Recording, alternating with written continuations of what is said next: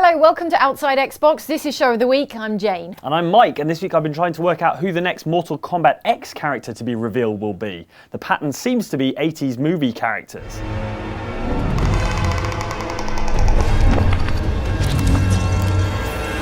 My money's on E.T.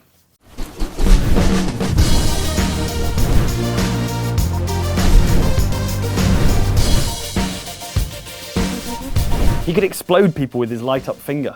That is not how E.T.'s finger works. So what, have they just gone mad over at Mortal Kombat HQ or something? Well, kind of. I mean, it is Mortal Kombat, the series that had people turn into dinosaurs, drop arcade machines on each other, and had a little guy pop up in the corner and shout, "Toasty!" at random points, so it's not exactly out of character. Toasty! But yeah, behind the weird characters, which include Jason, the Predator, and Carl Weathers, apparently, and the truly bonkers level of gore and violence, lies what looks like it could be the Mortal Kombat with the deepest and most nuanced fighting system yet. The game is set, for the most part, 25 years after the end of the last game, which paves the way for plenty of new blood, in every sense. Several new characters are younger relations of series staples, such as Jax's daughter Jackie Briggs, Sonya and Johnny's daughter Cassie Cage, or Kung Lao's younger cousin Kung Jin.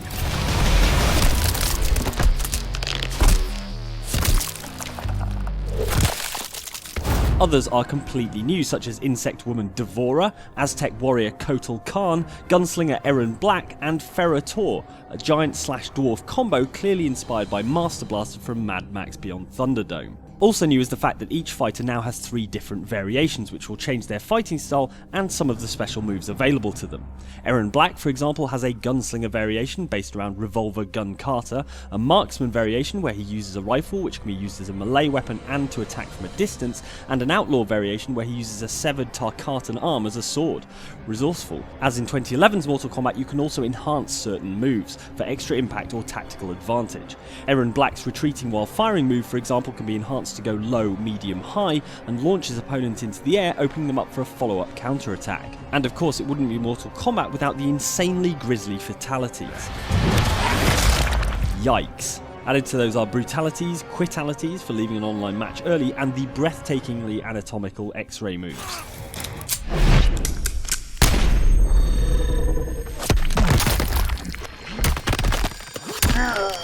We've not spent enough time with Mortal Kombat X yet to know whether it's enough to challenge Street Fighter IV for the position of our online fighter of choice, but the new characters, gameplay variations, and breathtakingly violent and cinematic finishes all add up to make this the most interested we've been in a Mortal Kombat game for years. And it's good to know that some of the series' sense of humour has survived, even if it is utterly gruesome. Here's Johnny. Oh, Johnny, you are a card. also there's this thing called the quitality, where if you rage quit from an online match, your head explodes. That's a great idea, but how do they get rid of the bodies? It's just in the game. Of course. It is a good idea though, other games should try it. They should, and do. We all get the urge to rage quit when things aren't going our way. Some games embrace it. That's it. Alright, Connor, calm down. Some games, though, impose harsh penalties on those who quit an online game and leave the other players twisting in the wind. Consider these 5 ways games shamed quitters. You haven't seen any Vargos, have you? I'm getting kind of nervous. If you spend all your time in GTA Online blowing up other people's personal vehicles and dropping out of jobs with other players, then firstly, what the hell, man, that's my ride! And secondly, Rockstar might slap an old-school dunce's cap on your character, officially marking you as a bad sport. Besides the cone of shame, this status means you'll only interact with other bad sports like yourself for a while. I guess Rockstar thinks you'll learn the error of your ways by hanging out with other quitters. Guys, I have to go. I'll be back on at 3. Either that or you'll have a grand old time quitting on each other since you love it so much. Whee! I'll be back on at 3. Friend me, okay?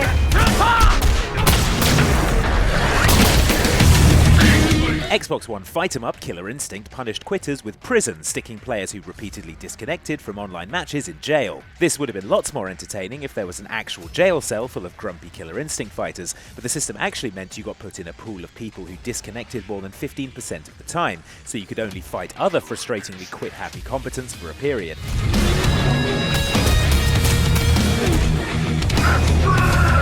It would also have been more entertaining if it hadn't ended up accidentally jailing innocent players as well. Hey, better to let 100 guilty Jagos go free than lock up one innocent Glacius, right? Legend has it that Cornfield was a region where once naughty avatars were sent for punishment and were cut off from communication with the rest of Second Life. Over the years, rumors spread across the grid that if sent to this region, avatars were as good as dead. Remember Second Life? It was like PlayStation Home, but on your computer and way weirder. Wait, do you remember PlayStation Home? If you were a naughty avatar in this anything goes virtual world, you might get sent to the mythical Cornfield, a spooky dark field permanently cut off from the rest of Second Life. Ooh. It was thought to be an SL urban legend. Until now. As we have discovered, it has turned out to be Very real. And bear in mind, this was Second Life, land of custom nudie skins and avatar frottage, so we're not 100% clear on what qualified as naughty enough for the Cornfield, or what everyone got up to together in the Cornfield once they were there. These days, it looks like they've recreated the Cornfield as a fun minigame tribute to Second Life history. Hey, Griefer, remember me?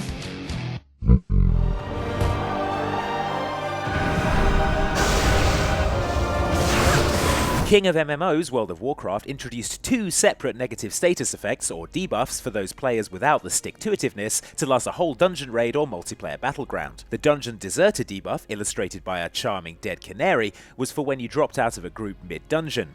It marked you out as a flaky player and meant you couldn't use the convenient system for finding another group for half an hour. The Deserter debuff with the Frady Cat icon here also marked you out for your lack of moral fibre. It meant you failed to complete your last multiplayer PvP battleground and weren't allowed another one for 15 minutes. Count yourself lucky you didn't get shot for desertion, to be honest.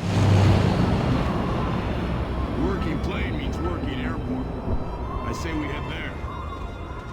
Co-op Zombie Genocider Left 4 Dead 2 went the other way, with less stick and more carrot for would-be rage quitters. The game discourages sulky players from flouncing out of online games with the Connecting Fight achievement, which can only be won by doing the whole Dead Air campaign, as ported from Left 4 Dead 1 in the Coldstream DLC, without quitting, starting right from the lobby. If you want this chivo, you need the grim determination to stick with it when you get smokered, hunted and tanked all at once in Realism Versus mode. Think I'm with Connor on this one. Now it's time to see what you've written in the comments and in letters of rejection from the Patent Office. Yeah, it turns out your ultra bread has already been invented. It's called toast. I think I'd have heard of it if that was the case, Mike. First up, comments on our heavily cat-based adventures in recent The Evil Within DLC, The Assignment. Do I save games when cats jump on me? Yes. Amazing. Love it. Best. Amona de Montfort has our number saying, 5 minutes of this, at least, is you guys meowing or saying cat. I love it. But here's Tally Zora Naraya to ruin everything, saying, Save Cat will suddenly transform into corrupted save file cat. Save cat, no! Oh, We're gonna pet the safe cat. yeah.